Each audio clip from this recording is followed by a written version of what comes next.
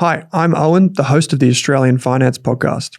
This podcast is proudly sponsored by BetaShares, one of the leading providers of ETFs here in Australia.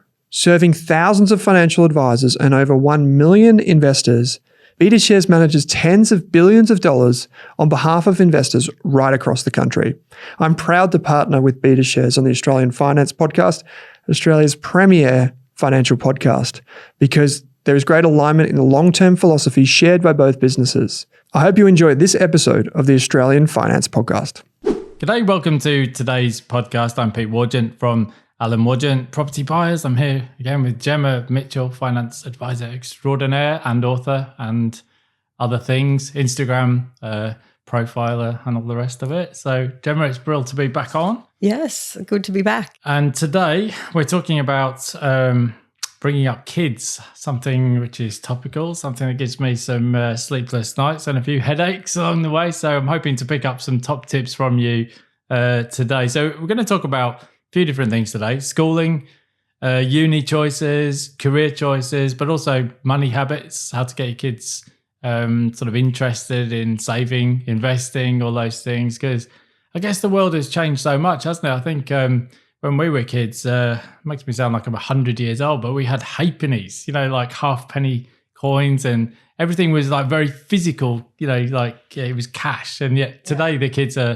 went to Intersport with the kids yesterday and to Office Works actually, and they were practically just sweeping things off the shelves. You can get some, and of they're this like, stuff. just tap your card to pay for it. I'm fine. like, that's money. Yeah, that's right. And that we've sort of disintermediated, I guess, this link between going out earning money and actually having to pay for stuff, and that worries me because it's so easy to get credit cards now, or worse, things like Afterpay, and it's something that sort of keeps me awake a little bit. But so there's a few different things there to try and to sort of cover off. Certainly back I remember parents getting paid in cash and things like that. It's like, makes me sound like I grew up in Victorian England, but my first pay packet was a brown envelope. That's how long ago it was. So I remember we have passbooks, like it was like a bank book that you go in those. And you would get it printed. Post office accounts and things like that, and they put it like a ding, It's like this is crazy. I mean, I'm not that old, but it does sound very, very old, doesn't it? And we did like school banking, which my kids don't have. I don't know if the school even does it, but everyone had it was the CBA, what are they called? Dolomites, yeah. But I don't think the bank, I don't think the school has even a program like that. So my kids don't really deal with cash. No. And certainly I remember at school, I don't think we got any advice at all about money, like not even like how to balance a checkbook or, I think the only thing I can actually remember, we had one teacher who said, just buy the biggest house you can possibly afford. She was really angry about the poll tax in England. And she said, well, it's completely unfair. Just buy a massive house. But apart from that, I don't recall getting any financial advice. I don't know if that's solid advice. No, I don't think she was. I don't think she's still around listening to this. So I think we could say, but I don't think it was considered financial advice. I think it was like an anti-Thatcherite point. But anyway, we're getting, not necessarily all that relevant to today's topic, but I suppose the point being that you don't get a whole lot of sort of financial advice through the schooling system. I spoke at the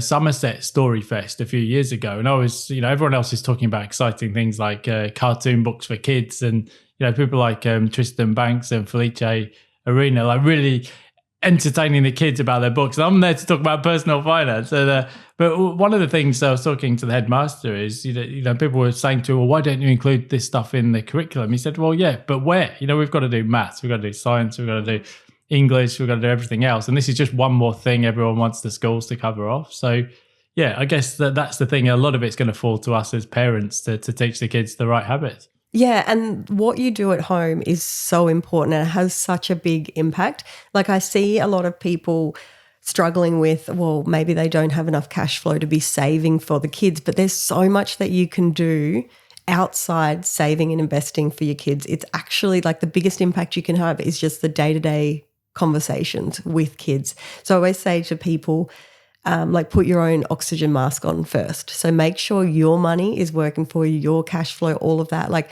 don't worry about having to save a certain amount or invest. If you've got capacity, that's great.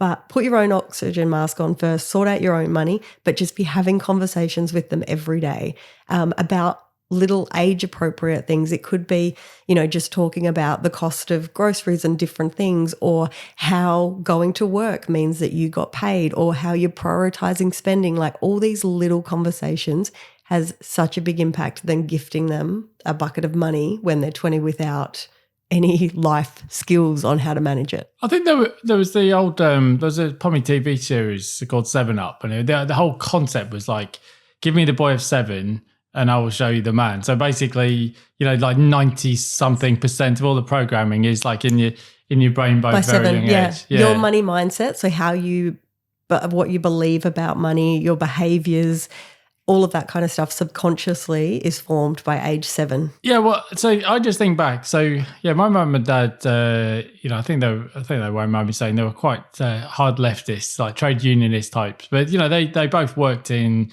My dad was in probation. He was a probation officer. Mum did some teaching. But I think it's even just above and beyond money and career and stuff. Just so many things. Like they used to drive a Ford Cortina, right, with the windows like done up, and be smoking away, and Dad'd have a Heineken at home and smoke his pipe, and you think all those things that, I don't know whether that was normal or not. It probably was for the time, but for us that was totally normal. Smoking in the house, for example, or smoking in the car or in the office, and so therefore for me that was like. They could never say to me when I was 11 or 12, don't smoke. Because I'd be like, well, you've normalized the whole thing now. Monkey so it doesn't see, work. monkey do. Yeah. Yeah. So I guess as it relates to money. So, I think growing up, I was born in the 1970s. So very high interest rates. Landlords were seen as like spivs where I grew up in, like the South Yorkshire coalfields. They were not good. That was not a popular cohort of people. So basically the financial plan was you buy a home, you try and pay it down as quickly as possible because of the high interest rates. Nobody bought shares, I think, until the flotation of maybe British Gas was privatised, and there was a couple of those, but basically that just wasn't a thing. And everything was about the defined benefit pension. And that was the whole financial plan for like everyone in our, town or whatever, or city. So. Same here. Like if you think about how our parents built their wealth that they're retiring around now, traditionally, well, I can generalizing, but they would have the same job for 40 years and they had a very similar trajectory. They bought the family home, they paid it off, and then they had some superannuation and they retired from a job. So this is why younger people these days are feeling so stuck, because that's what's been modeled, and that potentially isn't going to be like the path that they take. And that can be really hard if you've only ever seen one way done, for you to go, well, how am I going to make it work for me? And yes, I hear people doing it different ways, but I haven't seen it actually work in real life. I think the only people I know with sort of defined benefit type pensions, people in the army, I guess, and people who've done service and they come back and you think, well, you've really earned that pension. Or sometimes people who've done sort of 25 years in the police or the fire service and things like that. Some teachers. Yeah. So in Australia, we've got superannuation, but majority of people these days would have accumulation, which is, whatever you put in. That's the big change, isn't it? It's on you now. It's not like, you put in your returns and there's a big bucket of money, whereas we did have defined benefits for some. Like there's still some teachers that would have defined benefit funds. There's still some government. What that is instead of having like a bucket of money, it's a set defined income stream that usually is indexed, so going up each year.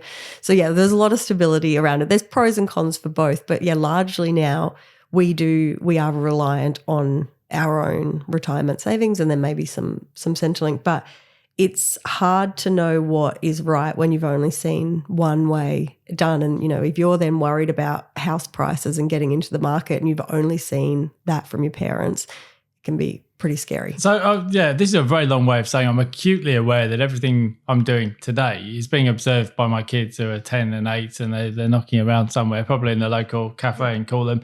They were just asking me on the way down here today. There was because we voted early, or at least I voted early this week, and they were sort of asking me, who did you vote for? Why did you vote for them? Well, you say these guys have got stupid policies and this guy's a moron. I'm like, did I? Don't quote me. I'm quite.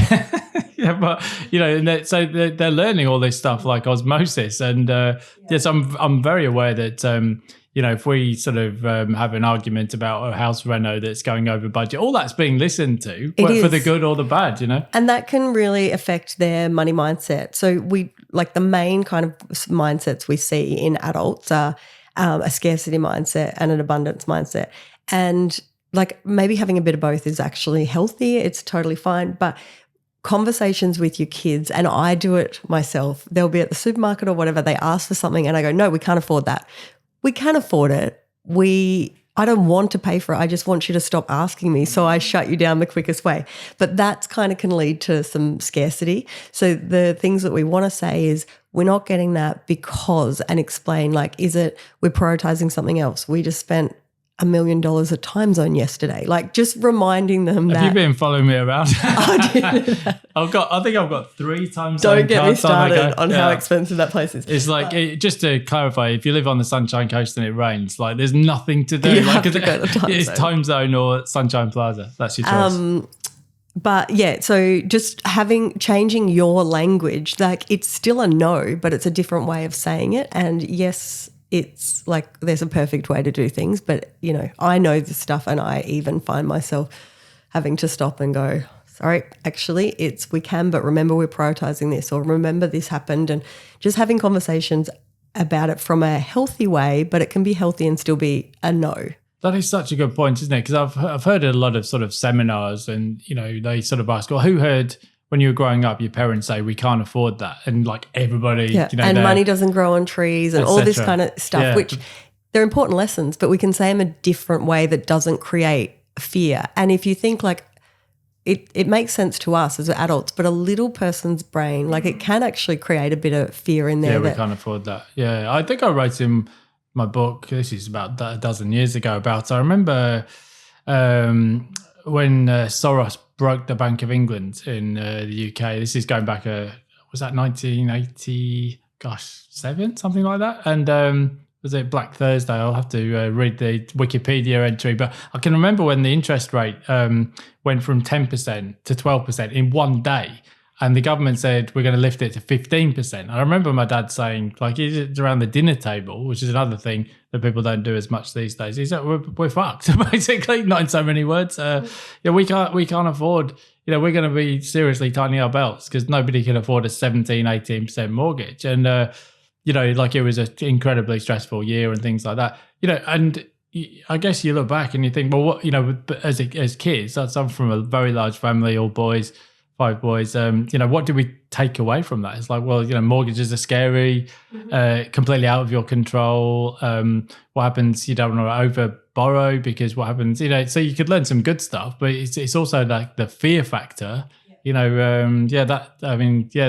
the fact I even can remember it now. And that's just all these years in your later. brain. That's it. Yeah. And it is good to have these conversations, and we want to know that these things can happen, and we don't want rose-colored glasses on, but it's about balance. And if we're going to have those conversations, we need to have the good ones as well.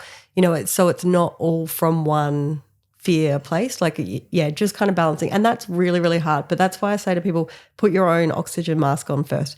Understand your foundations, understand your money mindset and the good and the bad with money, so that when you're having these conversations with the kids, you are coming from a well-rounded kind of place yourself. Money's one of the biggest conflicts in a household, and the kids are going to pick up on it. Yeah, for sure.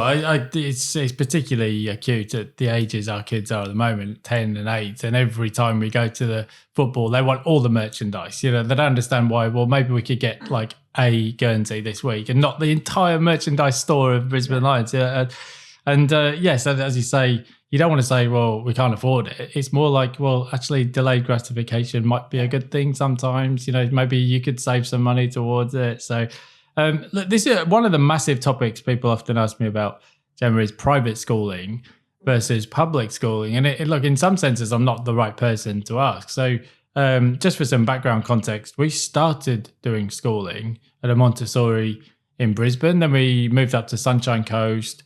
Then COVID happened. We had to go to Europe because my father-in-law was living with us in Noosa at the time. and we had to get permission to leave the country, which that part went okay. But then we couldn't get back into the country, so we ended up doing some schooling overseas. Then we came back into Australia over a year later. We would completely dropped out of the school system in Queensland by that stage. So we've done some homeschooling. We've done some nature school, which is not really school as such. It's more like making damper bread. So we've had a range of experiences. And going back to our previous episode, none of this was in our 10-year plan 10 years ago, that's for sure. But I guess... So we've done a bit of everything, really. We've done some just everyday public schooling. We've done some Montessori, which is a slightly different type of schooling. And we've done some homeschooling, which, again, might be stretching the definition of schooling a little bit. But I guess a lot of people say to me, well, what are the pros and cons of doing the private school thing? Because, we've got 3 kids and it's going to cost us maybe... $100K a year for the next however many years. Would we be better off just putting the money into super or just investing it for them? I guess, like full disclosure. So I just went, when I was 11, I just went to a normal comprehensive school in England in a place called Huddersfield, which is that like a just a would you call normal that public? School. Yeah, so it wasn't even equivalent? selection. It wasn't like a grammar school or anything like that. It was just like everyone goes there. It was a Catholic school. So it was basically Catholic people plus the local council estate. So I was always like vaguely against the idea of private schooling, mainly because when I went to uni, a lot of the private school kids seemed like complete morons. I hope they're not listening. You are. But yeah, then later on, when I went to in East Timor, there was basically an international school, which is fee paying, or nothing, like if you're an Aussie. So it made me realize actually there's a time and a place for private schooling, and it's not a one size fits all. I've got a more rounded view on it now, but how do you assess the potential benefits there? Because it seems to me, like my experience, and my wife just went to a normal school as well, so we didn't do private, and our kind of view is like, well, don't you get just like a more rounded view of the world by mixing with people who are landowners and farmers all the way down to people from, who are just like single parents on the local estate. Like it's that's kind of our view. But then I know a lot of people in Sydney would say it's Cranbrook or nothing, or in Brisbane it's the Churchy or nothing. So where do you sit on that spectrum? It's so hard. Well, I was public schooled and I think I turned out all right. And my kids are public. The jury's still out. My kids go to a public school. I think it comes down to 2. Well, the schools are really good. That's one of the things here where I think, well, yes, if I was living in a place where the public schools were like, there was drugs and stabbings and things, I would just pay for private, job done. But yeah, it Sunshine really Coast, depends. Every parent I speak to here says the schools are amazing, like Sunshine Beach and I think there's problems at every school, and I don't necessarily think it's public or private.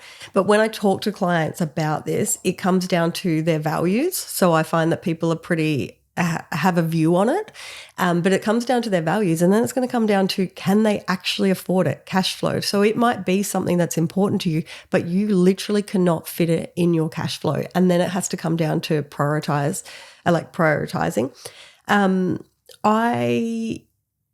don't see it as adding value to my kids' lives, but I find in Australia as well, it depends on your state. So isn't Melbourne like one of the first questions you get asked which school do you go to? Yeah. And Sydney's like, which suburb do you live in? And I don't know. Oh, Sunshine Coast is like, where are you from? Because nobody's local. Yeah, they're all blow-ins. So maybe you have, like, your family has a value around it and it's based on that. Like, I think that kind of changes that's what I see in clients. I agree. Yeah, like but for me, it's not important.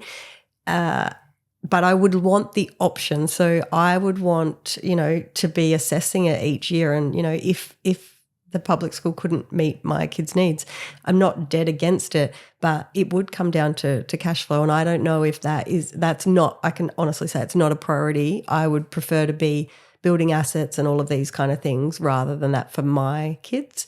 But, maybe families make that assessment on their cash flow and they say, right, for primary school, we're going to do public because we see and then maybe we change. But having a bit of a plan and making sure it fits in your cash flow.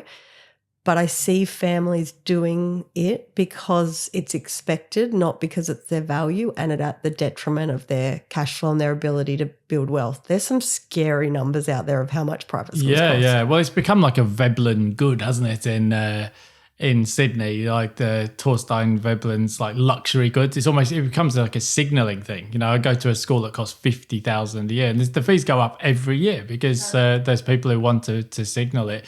I think if you're from a super high net worth background, which I'm not, but if you were, like I can see why you might just say, well, that's the school for us. I've had clients all the way across the spectrum, from people with 3 kids in private school in Sydney all at the same time, and like they're working until April to pay for it, versus, as you said, some people who are like, I see the benefit in private schooling, but I don't need my kid from the age of 4 to be doing equestrian and fencing. Like maybe they can just do reading and writing until they're like 11, but maybe private later on. I know in Brisbane the churchy fees for some parents, it's just too much to bear, but then they go for a middle ground, which is maybe like a Catholic school where the fees are something, but they're more reasonable. And then a lot of tradies who are like, well, they're just going to the local high school, and when my kid's 21, I can give them a house or some assets to get them started or whatever. Yeah, it really depends on your values and your cash flow. But if you are going to go down private school, just looking at what scholarships and different things and making sure you're aware of all of the options. It's like when you go to buy your first home, you want to know what all the grants and everything are and really do your research on it. But like I've got clients that in their budget, and we know the budget isn't it's not being about restrictive, it's an allocation of where money's spent. Spending plan. Spending time. It's 200,000 or 300,000 a year for their allocation for their private school fees for the kids. Like, that to me is mind-blowing. So this kind of does lead on, I suppose, to the next question, which is like whether to do uni or not to do uni. Because I think a lot of the schooling, for a lot of people, parents are saying, but I want my kids to go to the top uni. Like, I think this is definitely a big thing in Europe, and to a large degree in Sydney and Melbourne as well. I think when I went to uni, I was never told I had to or anything like that, but it was kind of an expectation thing. It's like, we've given you the opportunity. My parents put a big focus on education. Also, although we got into student loans and student debt, it wasn't gigantic. It was like 20K or something like that, which you could easily pay off when you were a graduate. And it was 3 years where you could sort of go and sort of enjoy life and not take it too seriously and all of that kind of thing.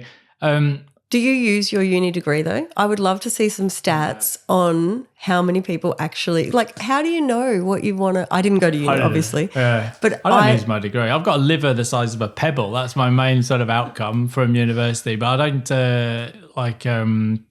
nothing I learned at university. Life skills, but you learn those anyway, right? Yeah. I do want my kids to do education, and, I think that is important. Do education probably isn't the way you say it. I maybe need to be more educated. We don't need to, yeah. But I want them to travel and do all of these other things. And I did study later in life when I decided what I wanted to do. So I think we put a lot of pressure on people to go to uni and to know what they're going to do and how they're going to use it.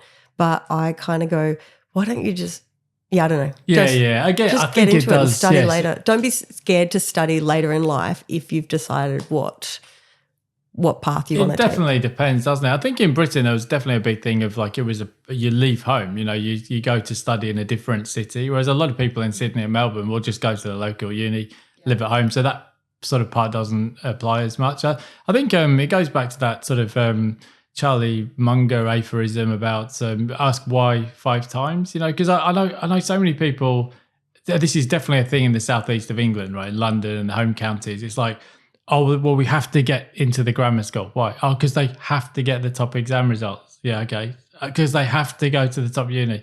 But when you actually go down this route, like, but what's the? I totally can go. If you want to be a doctor or a mechanical engineer, like there might be a certain university degree or university you want to go to. But by the same token, I went to my brother's wedding in Boston, Massachusetts last year, and I went to have a look around Harvard, and I was saying the average degree, 440,000 US. So in Aussie dollars, what's that, 600,000? It's like, gee whiz, you'd want to have a good degree at the end of that. Like, I know it's almost like a caste system now. Like, you get a Harvard degree and you go into law and do this, that, and the other. But that might be what you want to do. But I would also say, not for everyone. And when you see some of the videos on X now from what goes on uni campuses, I know you don't see, you maybe not getting a real snapshot there. But I do seriously question like what value a lot of people are getting out of some of these degrees in political science and other things. Yeah, no, it's interesting. I think like anything, it's going to come back to your values and what your parents instill in you and the conversations that you have as your children grow. That's going to kind of determine if they do even consider uni or they take a gap year and they work out what they want to do. But with any of this, if you're considering uni or you want your children to go to uni, then maybe you need to be kind of also going, well, is this something that we want to pay for? Is this something we expect them to do, but we will contribute to living, however that looks, because the longer you can plan, because you don't want it to be at your financial detriment either. Like you have plans, retirement goals, all this kind of stuff. So if that's important to you and it's values that you want to make sure the kids kind of align with, then, maybe 10, 20 years out from that happening, from the day they're born, you're saving and you're doing different things that'll help that. But you kind of need to know what your values are, and maybe you have a fund for them, like an education bond or something to help with that. And then they don't end up going to uni, but then at least you've got that there and you've started.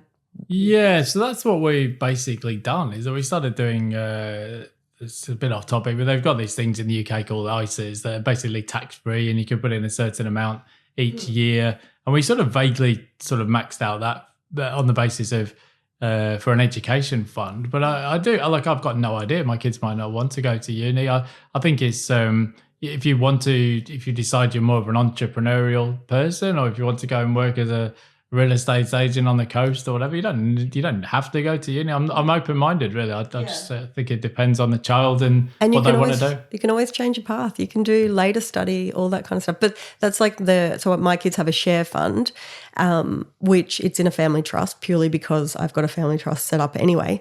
But that money is not really earmarked for anything. Like I talk to them about it, they contribute to it, and we talk about how it's their money, but it's not earmarked for education or potentially their home deposit or whatever. And I also talk to them, it's family money. Like I'm putting like in for you and stuff, but if someone was sick or there was an emergency, like it's not promised to you. It's not a trust fund. It's gone if we need it. Holidays. So I guess we already we talked a bit about household money conversations and the challenges of saving and investing and things like that. I suppose a few years back I wrote with Wilkinson Publishing a book called Wealthways for the Young, and I was like, I'm becoming a parent. I'm supposed to know about this stuff. I don't know anything about this stuff. So I tried to take from a range of different sources all the things you're supposed to teach kids about money. But it seems to me a lot of it was based on, you're getting your pocket money and it's a coin or some, cash, and it's the world's completely changed. So for just as an example, one of the things that really concerns me is when we go to the football and the kid, my son's 8 and he's reeling off the bookies odds. He's like, $1.92, that's ridiculous. It's good value. And I'm like, you shouldn't even know about this stuff, but it's being rammed down kids' throats. That they're little sponges. They get it all. Like if you've got a mind for numbers, you obviously you're reading into. But it's normalizing this whole idea that sport and gambling is normal. I know that. I mean, some of the money habits that you would say for your kids, you would definitely not want them to gamble. That was, I used to gamble a bit when I was younger.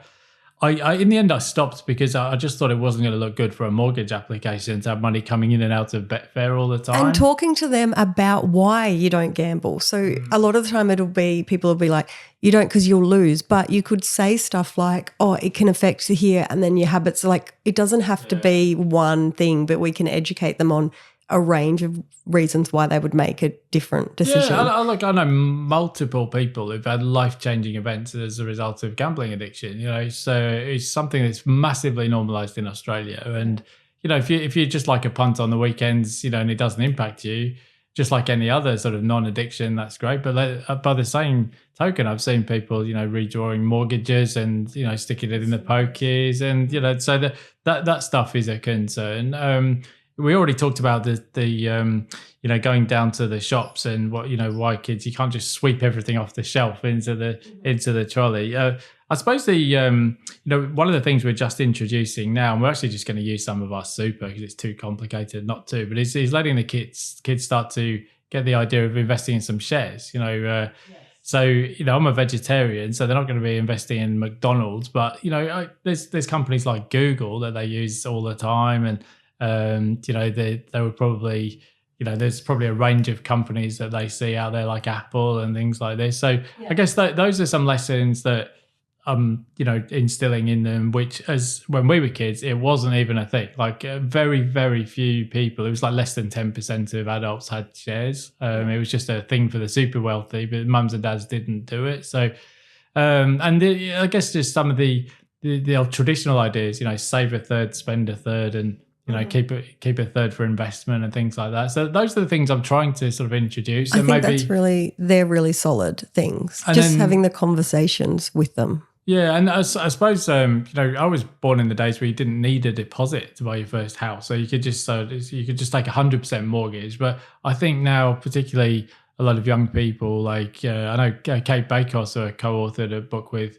a year ago. I mean, she said with her daughter said, I want to do what you've done. And she said, right, if you work and save, I'll match what you save, and I think the matching concept or the matching principle can be really good. That was my first car. So my parents said, whatever you save for your first car, we will match. And that was a great, I was already a good saver and things, but I thought that was actually really great. And I'll do that for my kids if I have capacity to. The other thing that I loved that my parents did that I will do for my kids is when it was my wedding, they didn't say we'll pay for the X, Y, and Z, because I would have been like, cool, I'm going to go nuts on that. They were like, we're giving you this amount of money. You do what you budget it out. You make it go as far as you want. And that taught me prioritizing on what's important. And I've noticed this with my daughter actually, because she's 8, she's just turned 9, and she got a bank card. And now it's her money. So I said, we were at the shops on the weekend and she was like, oh, let's get Yochi and let's get our nails done. And I was like, oh, okay, but your nails is $10. And she's like, oh, no, I wouldn't spend my money on that. And I was like, okay, cool. Well, I'm not spending my money. And so we were just kind of, she has a different attitude when it's her money now, and she's learning. Yeah, she's learning to prioritize. But sometimes I'll be like, oh, no, I'll get it for you. That's fine. But I love that she's now seeing the value of her money going down. And yeah, the wedding thing is like that. The car thing is like that. We act very differently when it's our money. Yeah, I think another thing that sort of changed a bit, when we were kids, there wasn't really a thing like a credit card. It was just coming in Britain. They had these adverts for access cards, which was like the advert was like your flexible friend. But until then, if you wanted a new fridge or if you wanted a new freezer or Kelvinator or something, you just had to save and buy it. And a lot of people would buy secondhand. But then when the credit cards came around, it's like, well, actually, you can just buy this stuff, and you can pay for it down the track. And so obviously credit cards is a big thing that I would worry about. They can be very useful for adults, but I worry for kids about the instantaneous availability of that credit. And there's actual research that the receptors, like pain receptors in our brain, work differently when we hand over cash versus credit cards. So I personally do not have a credit card because it changes my spending behavior. And totally. I had to get rid of it. I want to be this person that gets the points and, but I literally can't. I have to have different bank accounts that I set money aside into because I go nuts when I've got a credit card, and I would not do that with my own money. Yeah, I don't know the science behind this, but there's definitely a serotonin release, isn't there? If you go and do, they call it sort of retail therapy, don't they? But there's definitely a thing like I'll just go and buy some new clothes, or not so much clothes for me, but you know what I mean? New wardrobe, new me. It's going to fix my whole life. It's when I go get stationery. Yeah, and you kind of you shouldn't be doing it, but is this kind of a buzz involved? So that's definitely another thing for kids that I worry about. So and that's just having those conversations with them. Saying no to them is good if you're explaining why as well. We're not getting that right now because we've got this holiday coming up, or remember we're saving for this, or like the time zone example. So just those conversations I think are really important, and just explaining that. I go to work and this is how we get money and these types of things. So if we spend that, that's like kind of putting it in context of where this money actually comes from, because it's really hard. They're not seeing cash like we used to. Yes, I'm trying to sort of get them to think about, well, if you make some returns and dividends from shares, that's money you can spend potentially seeing some interest in a bank account. I think as well, I'm just trying to get my daughter to sort of cook food at home occasionally, because it's so easy now just to eat out like all the time. It's just, and it's not cheap either on the Sunshine Coast. Like a breakfast could be like $130 for 4 people. Like and they don't necessarily see that. The bill comes to your credit card, not for them. So there's those kind of things, deferred gratification. So yeah, I'm just so I guess trying to lead by example. I just think it's a whole new world. The first time I went on an aeroplane, I went to Italy. I think when I was like 16 or something, and I was like, oh my god, this is scary. I mean, like our kids have been to maybe 14 countries. It's just a completely different world of opportunities, and but good and bad. I think. People say it's often harder for kids today, and I agree. In some ways it is, but on the other hand, there's more opportunities as well. Yeah, and it's hard, like we were talking about, I think in another episode, the like hindsight, like we're not going to really know the damage that we're doing with the way that we handle with our kids and stuff. So we can just try to do the best with what we've got, with the knowledge that we have at the moment. But yeah, there'll be things that come out, our kids will be in psychology and they'll be like, well, mum always said we were prioritizing different speed. Like I'm sure there's something I will be doing very wrong, but you can only do the best you can at the time with the knowledge you have. I do think about this a lot. I would have been a terrible parent as a youngster, but we were very late parents, like geriatric parents, as they call it in the healthcare terminology. But I think in a lot of ways it's been better, like for me anyway. But even then, there's things you do wrong, you say the wrong thing. Like our kids were listening to Rage Against the Machine in the car the other day, and I was like just rolling my eyes going like, surely this is too young, like they shouldn't be hearing it. But then I just figured, well, it's the cat's out of the bag now, and and the internet use is another thing, right? Like another thing to be wary of, because you can gamble. To gamble in our day, you had to go to the pub to play a pokey, or you had to go to a casino. Now you can do it 24/7. Everything is so accessible. And this is why we just need to have conversations. Like we don't have to be perfect parents, but we have to, like I think it's important to have open conversations, admit when you're wrong, admit we're not perfect. Like I say to my kids all the time, this is my first time being a parent too. Like, I'm learning on the job as well. But it's just about being approachable so that when they do stuff up, they can talk to you about it. You can, like, I'll help you bury the body, just talk to me about it. Don't hide it from me. I did read it might have been online the other day about sort of people giving their kids a note saying, you can tell me anything and I won't get angry, which is a hard concept for a parent to get their head around, but maybe important. There's a viral trend going at the moment, which my kids have taken on when they need to admit something. And it's this like on social media, and it's a video and it goes, we listen and we don't judge. And then everyone goes around and says something and you're not allowed to judge. So my kids have started doing it as hey, we need to admit we've done something. They're like, hey, Mum, should we play? We listen and we don't judge. And I'm like, okay. What's coming? Yeah. I'm like, oh, here we go. Yeah, it's I don't know, but being a parent has been the best thing I've ever done, but probably in a lot of ways the hardest, because you just can't, you can't get everything right.